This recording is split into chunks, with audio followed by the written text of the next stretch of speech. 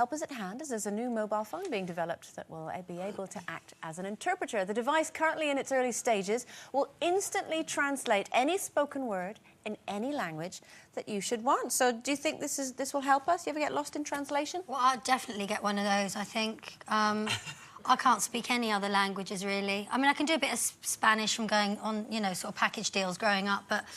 I've Una been cerveza, por favor. Yeah. Like that. Yeah. I can say that. Yes. Una helados, por favor. What's that? And that's one ice cream, ice please. cream? Oh. And that's it, anyway. That's it, yeah.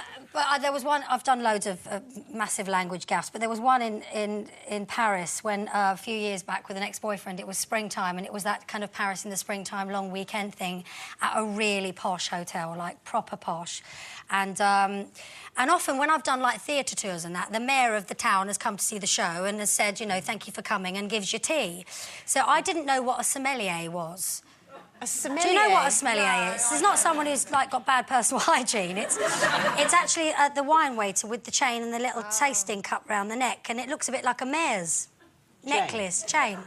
So we're in the restaurant in this very posh hotel in Paris, and then this sommelier comes over. And I'm thinking, blimey, it is posh, even the mayor's come to welcome us, you know what I mean? And I was sat there with my boyfriend, who I had no idea could speak really good French. So the sommelier comes over, and then they kind of embark on this French conversation. Sommelier. Sommelier. Sommelier. Sommelier. Sommelier. Anyway, this sommelier comes over. See, I'm not even going to attempt French, because what happened when I attempted French on this occasion was disastrous. This guy came over, spoke to my ex at the time, who spoke beautiful French, and I thought, oh, my God, they're going to expect me to say something in a minute. So he handed me the wine, and, you know, my other boyfriend had tasted it and said, whatever. And then he said, gave me one like that, and I went, I've got to say something. So I looked at the sommelier... Yeah. ...and went, très jolie. Well, I'd called him very pretty. And I had no idea. But that's like when I always maintain you've got to speak... And he ran off to join the Folies Bergère. You've got to try, haven't you, to speak, you know, speak the language. Yeah, yeah.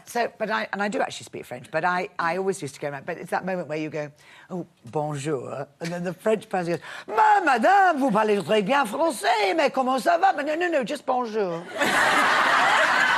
It's true. You know what? I've got another French story. It's all a bit French, isn't it? But when my friend and I used to go to discos, when it was a disco, we said, should we pretend to be French? That's very French. Yeah. Should we pretend to be French tonight? Let's pretend to be French. We're exchange students. So they would be like, no, we are French. And they'd be going, yeah, they're really French, those birds. Nah. And I'd go, pardon, monsieur, je cherche une boulangerie, s'il vous plaît. Excuse me, where's the bread shop? But it didn't matter because it sounded sexy and I didn't care and they believed it. That was the only phrase I knew, so I use it for everything. Boulangerie. You're worrying me now, because Steve's going to French lessons. He goes every week to French lessons. I think it's really good of him, you know, to try and learn. Is he really going to French lessons? Well, now you're worrying me. He goes off with this little bag of homework and all that. Does he? Yeah, no, but he does try really... I'm not listening. La, la. Because when we do go... We like going to France. He tries really hard. And because, you know, he's this big guy and he says, bonjour. And they go, like Lynda said, you know, blah, blah, blah, blah, back to him, and he goes, muy bien, gracias.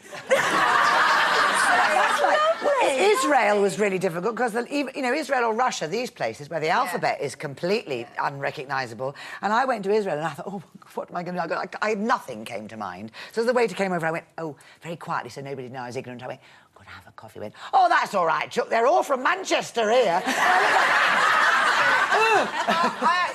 That happens. I had a Greek boyfriend once, Favoris Spinulath, from Corfu. Oh. Don't ask. And he didn't speak a word. It lasted 2 years. Didn't speak a word of English. What did you do? I didn't really need him to talk.